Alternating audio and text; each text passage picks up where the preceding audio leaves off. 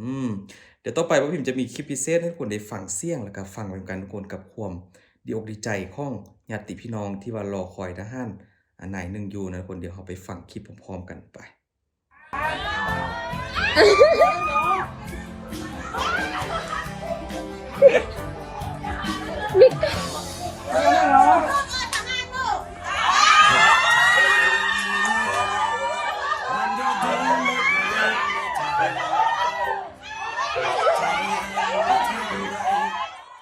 กอดที่อบอุ่นที่สุดกอดที่เฮ็ดให้พวกเราน้ำตาไหลขนาดว่าเราเป็นอ่าเพียงแค่คนเบิ่งคลิปนะทุกคนว่าพิมพ์ก็เป็นหนึ่งในนั้นกับการที่ว่าได้มาเห็นคลิปของเหล่าทหารกาเมื่อพวกเขา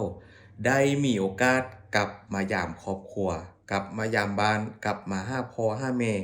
หาคนที่เข้ารักอยู่ที่บ้านเกิดเมืองนอนของตัวเองทุกคน บอกเลยว่าแต่ละคลิปเกียมผ้าเกียมทิชชู่ไว้ทุกคนเกียมเช็ดน้ำตามื้อนี้กับของขวัญปีใหม่สุดแสนจะพิเศษที่เราท่านกาได้มามอบให้กับครอบครัวของพวกเขาทุกคนจัดให้ทุกคนได้เบิ่งกันแบบยาวๆเลยทุกคนมาเฮาไปเบิ่งคลิปพร้อมกันทุกคนไป ทุกคนเริ่มจากการเดินทางนะทุกคนนี่คือการปล่อยให้เหล่าทหารกาหลังจากที่ปฏิบัติหน้าที่กันมาแบบหนักหน่วงกันแล้วทุกคนมื้อนี้ก็เป็นมื้อดีวันดีทุกคนได้เดินทางกลับบ้านไปหาครอบหาครัวหาคนที่พวกเขารักนะหลังจากที่บ่ได้เห็นหน้าเห็นตากันมาหลายเดือนทุกคนนี่บางคนก็มีมอเตอร์ไซค์ขับไปบ้านเองบางคนก็มีคนมารับส่งทุกคนมากอดแลกทุกคน กอดแรกก็ถือว่าโอ้โฮอบอุ่นเสียเหลือเกินนะบ่ว่าจะเป็นคนเป็นสุนัขอ่าที่ว่ารอท่าทหารแต่ละคนที่ว่าพวกเขาอ่าเดินทางกลับมาบ้านนะทุกคนเพราะว่านี่ก็จะเป็นคลิปที่เฮ็ดให้ทุกคนต้องปลื้มใจแล้วก็น้ำตาคลอเบาแน่นอนทุกคนนะนี่ทหารนายนี้ก็มีคนมาส่งทุกคนนะทุกคนก็คือเขาเดินทางมาหาครอบครัวอยู่ที่บ้านทุกคนก็สังเกตว่า ครอบครัวนี้อบอุ่นมากทุกคนมีการโบกธงรอแล้วก็เตรียมอาหารงานเลี้ยงเล็กๆนะไว้ต้อนรับหลังจากที่พวกเขาทำงานหนักปกป้องพื้นแผ่นดินไทยอยู่ที่ชายแดนทุกคนนี้กรมกราบบ่แน่ใจว่าแม่นคุณแม่หรือคุณอะไรนะเขาเรียกอ่าคุณย่านะเหมือนกับกรมกราบเท้าเลยทุกคนอามาต่อกันที่ตึ้มทหารนายหนึ่งทุกคนนี่นี่ก็คุณแม่นั่งรอท่าทุกคนโอ้ยเป็นช่วงกอดกอดกันแบบอบอุ่นแล้วก็อุ่นจริงๆทุกคนนะหลังจากที่บ่ได้เห็นหน้ากันหลายเดือนหลายปีบางคนก็ตั้งแต่รอบแรกพู้นอาจจะบ่ได้มีเวลากลับมาบ้านนะรอบนี้ก็ต้องได้กลับมา เพราะว่าหลังจากที่ทุกอย่างเริ่มจะเข้าสู่ปกตินะก็มีการเปลี่ยนเพี้ยนผัดกันมามาบ้านนะทุกคนกับเราทหารทุกคนนี่มาอีกเต็มทันหนึ่งทุกคนนี่ก็โอ้ยไผ่เปมาเลยทุกคนนะคุณแม่ก็ย่างออกมากอดทุกคนกอดตอนนี้ทุกคนบ่พิมพ์อยากจะถามความรู้สึกของ FC หลายๆคนหรือว่าคนใหม่คนเก่าที่เข้ามาเบิ่งคลิปนะทุกคนทุกคนรู้สึกแนวใดกับคลิปที่ทุกคนได้เห็นทุกคนมา นี่ก็คุณพ่อกำลังเซ็ตรถทุกคนอนามัยรถอยู่ปรากฏว่าลูกชายที่ว่าเป็นทหารเดินมาคลิปจากกล้องวงจรปิดทุกคนพ่อก็รีบเข้าไปกอดลูกนะทุกคนโอ้โฮนี่คือความสุขนี่คือความรักนี่คือการรอคอยที่แสนจะยาวนานนะในที่สุดพวกเขาก็ได้กอดกันทุกคนตอนกลางคืนทุกคนคุณแม่ก็ตกใจนะยืนกอดอกอยู่หน้าบ้าน อยู่ดีๆปรากฏว่าลูกชายมาเซอร์ไพรส์ทุกคน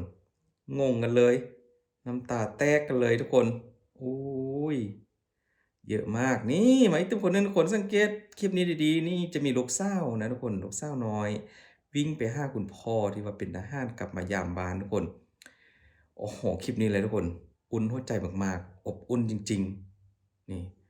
ลูกสาวก็กอดพ่อแบบแน่นเลยทุกคนนะขึ้นไปกอดพ่อก็โอมเอา นี่คือความคิดถึงที่ห่างหายจากครอบครัวไปหลายเดือนนะกับการไปปฏิบัติหน้าที่อยู่ที่แนวชายแดนทุกคนโอ้โฮเป็นภาพที่ว่าเห็นแล้วก็ชื่นใจนะทุกคนกับสิ่งที่พวกเขาได้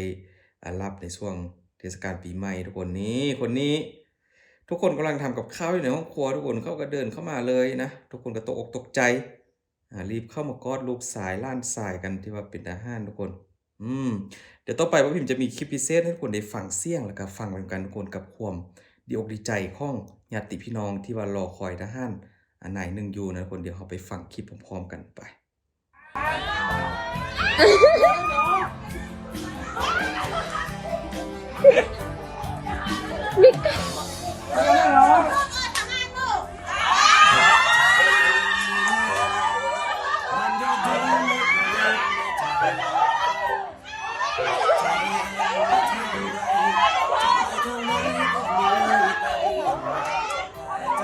นี่คือความดีใจทุกคน นี่คือความปลื้มใจที่ว่าทหารนายนี้เขาได้กลับมาหาครอบครัวพี่น้องกันหลอดท่าทุกคน โอ้แต่ละคนรีบรุมมากอดมาห้อมนะทุกสารพัดเลยทุกคนกับความคิดถึงมาอีกเติมท่านหนึ่งทุกคนทหารนายนี้เขาก็เอารูปนะที่ว่าเป็นรูปที่ใส่ชุดทหารสวยๆใส่กรอบมาให้คุณพ่อคุณแม่นะทุกคน แล้วเขาก็นั่งคุกเข่าลงต่อหน้าพ่อกับแม่กราบลงกับเท้าทุกคนนี่ทุกคลิปที่ได้เห็นก็คือแบบมันเป็นความรู้สึกที่ว่าเฮาเฮามาพูดเป็นความหมายกว่าเป็นคำเว้าบ่ได้นะทุกคนมันบ่มีหยังทดแทนได้แต่ละคลิปมาต่อกันทุกคนนี่คุณพ่อนั่งหันหลังอยู่ทุกคนลูกชายก็มาเซอร์ไพรส์อีกนะที่ว่าไปเป็นทหารกลับมายามบ้านทุกคนรีบกอดคุณพ่อกอดคุณพ่อแล้วต่อไปก็เด็กๆที่ว่าน่าจะเป็นลูกของทหารเลยทุกคน2คนเขาก็เข้ามาหาคุณพ่อนะทุกคน โอ้โฮทุกคนความรู้สึกนี่ญาติพี่น้องที่ว่าอยู่ใกล้เคียงลุงป้าน้าอานะคุณตาคุณยายก็รีบมาสวมกอดทั้งน้ำตา น้ำตาแห่งความดีใจ น้ำตาแห่งความคิดถึงทุกคน เพราะว่าแต่ละคนก็คงจะเฝ้าภาวนาอันนั้นในช่วงที่อ่าลูกชายหล้านชายของตัวเองได้ไปอ่าปกป้องแผ่นดินไทยที่ผ่านมาทุกคนนี่ ถึงกับเสร็จน้ำตากันเลย แต่ละคนก็รีบวิ่งเข้ามากอดทุกคน เพราะว่าเขาก็มีเวลากลับมาเยี่ยมยามบ้านก็เพียงแค่แป๊บเดียวนะทุกคน มาต่ออีกเต็มทานหนึ่งทุกคน อันนี้คุณแม่ร้องไห้หนักมากทุกคน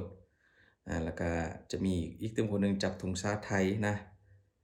กางออกมาเพื่อแสดงความอะไรแหละความรักความเคารพนี่คือทหารกล้าที่ว่าพวกเขาได้มีโอกาสได้กลับมายามบ้านนะเป็นของขวัญปีใหม่ให้กับตัวเองแล้วก็ให้กับครอบครัวให้กับพ่อกับแม่นี่ก็เพียงแค่เป็นวันที่7เองนะทุกคนกับทหารเขาได้กลับมายามบ้านทุกคนต่อมาทุกคนทหารท่านนี้เขาก็เขาอะไรนะคำนับใช่ไหมเป็นทาของทหารอะไรทุกคนเจอคนในครอบครัวของเขาเดี๋ยวต่อไปก็รอท่าเบิ่งว่าเข้าพูดอะไรแล้วก็จะทำอะไรต่อนะทุกคนน่าจะเป็นคุณแม่บอกที่ว่ามายืนรอเลยทุกคนนี่ปลดหมวกของทหารออกแล้วนะทุกคน แล้วสิ่งที่ทุกคนจะได้เห็นต่อไปทุกคนนี่เข้ากับคุกเข่าลงกมกราบเท้าของแม่คุณแม่ก็เอามือไปลูบศีรษะแบบอ่อนโยนทุกคนอุ้ยและคลิปนี้ทุกคนโอ้โหคุณแม่กำลังทำอาหารทุกคนน่าจะเป็นเปิดร้านอาหารค่ายแหละลูกชายใส่ชุดอาหารมาเซอร์ไพรส์ทุกคนทีแรกก็ตกใจคิดว่าลูกค้าดูไปดูมาแม่นลูกทุกคนโอ้ยเด็กเข้ามากอดเลยนะกอดเลยทุกคน โอ้โฮความอบอุ่นที่เกิดขึ้นในช่วงนี้ของเราทหารกับครอบครัวทุกคนอ่าเดี๋ยวต่อไปทุกคนคลิปพิเศษอีกเต็มคลิปหนึ่งอยากให้ทุกคนฟังเสียงของหนุ่มน้อยเด็กน้อยคนนี้นะทุกคน เสียงที่เขาร้องเสียงเรียกพ่อป๊าทุกคน โอ้โฮมันเป็นหยังที่แบบอื้อฮือความรู้สึกทุกคนนะลูกชายเล็กที่แบบบ่ได้เจอพ่อมาหลายเดือนทุกคนพ่อก็มายืนเซอร์ไพรส์อยู่หน้าบ้านนะนี่แล้วก็มีอีกเติมคนหนึ่งน่าจะเป็นลูกชายคนน่าจะมีลูก2คนนี่แหละนะเขาก็วิ่งเข้ามากอดคุณพ่อ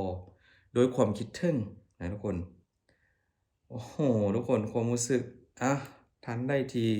FC คนใดที่แบบน้ำตาไหลเด้อทุกคนตอนนี้คอมเมนต์มาบอกมาพิมพ์กันได้เลยทุกคน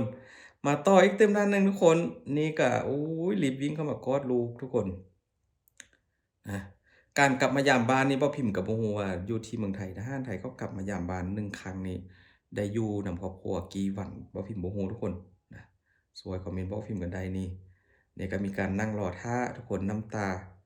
ไหลกันเลยทุกคนแต่ละคนก็คิดฮอดลูกคิดฮอดหลานนี่สังเกตว่ามื้อจะเกี่ยมฝ้ายไว้มัดแขนผูกคอต่อแขนเอาค้อนให้โชคลำโชคให้โชคดีนะทุกคนนี่ร้องไห้แล้วโอ้ยพี่น้อง เป็นคลิปที่ว่าเบิ่งแล้วก็ รู้สึกว่าความรักนะทุกคนของเราทหารแต่ละนายที่พวกเขาได้กลับมานี่ความคิดถึงบางคนก็ที่ว่าเป็นพ่อเป็นแม่ก็เป็นห่วงลูกห่วงเต้าก็คงจะแบบกินบ่ได้นอนบ่หลับพู้นแหละนะทุกคนในช่วงที่มีการอ่าเผชิญหน้ากันหนักๆอันที่ผ่านมานะนี่ร้องไห้แล้วทุกคนหนุ่มทหารคนนี้โอ้โฮทุกคนร้องไห้หนักมากนะ เดี๋ยวเขาก็คงจะได้เตรียมเดินทางกันต่อแล้วแต่ละคนมาคลิปสุดท้ายทุกคนคลิปสุดท้ายเอามาเบิ่งกันนะทหารท่านสุดท้ายเขาก็มาหาคุณพ่อนะพายกระเป๋ามาใส่สุดทหารลายพรางมาพร้อมกับนั่งคุกเข่าแล้วก็ปลดหมวกลงต่อหน้าพ่อก้มกราบทุกคนก้มกราบแล้วเหตุการณ์ต่อไปนี้อยากจะให้ทุกคนได้เบิ่งว่ามันจะเกิดอะไรขึ้นทุกคน หลังจากที่ทหารท่านนี้เขาเข้าไปกอดพ่อคุณพ่อก็กั้นน้ำตาไว้บ่อยู่นะทุกคนร้องไห้ออกมาโดยความปลื้มใจความดีใจเป็นกอดที่ว่าอบอุ่นที่สุดในชีวิตก็ว่าได้นะทุกคนนี่คือความคิดถึงความคิดฮอดที่คนทางบ้านเขารอคอยรอท่าทหารแต่ละนายให้กลับมาหาของครอบครัวในช่วงเทศกาลปีใหม่หรือว่าในช่วงใดก็ตามแต่ที่พวกเขาได้ไปทำหน้าที่เพื่อประเทศชาติมานะทุกคนคลิปนี้ก็อาจจะทำให้หลายคนน้ำตาคลอเบ้าบ่พิมพ์มั่นใจโลดนะจัดให้แบบยาวๆเลยทุกคนมื้อนี้ก็ความรู้สึกของแต่ละคนเป็นแบบใดก็อย่าลืมคอมเมนต์กันเข้ามาส่วนความรู้สึกของทหารและก็ครอบครัวของพวกเขาก็ตามที่คลิปทุกคนได้เห็นเลยนะมีหลากหลายให้คนได้เบิ่งหลากหลายอารมณ์อ่าหลากหลายสิ่งหลายอย่างมื้อนี้มาให้ทุกคนได้เบิ่งนะทุกคนขอบคุณหลายๆทุกคนนะช่วงนี้ก็หลายคนก็คงจะเริ่มกลับมาทำงานกันแล้วตั้งหลังจากที่ว่าพักปีใหม่มาเป็น1สัปดาห์นะทุกคนเดินทางเข้าไปทำงานบางคนก็เดินทางกลับมาที่กรุงเทพหรือที่ทำงานของตัวเองจังได๋ก็ขอให้เริ่มต้นปีใหม่ฟ้าใหม่ตั้งใจทำงานเก็บตังค์นะทุกคนขอให้ทุกคนรักษาสุขภาพกันแดโชคดีเด้อทุกคนขอบคุณหลายๆ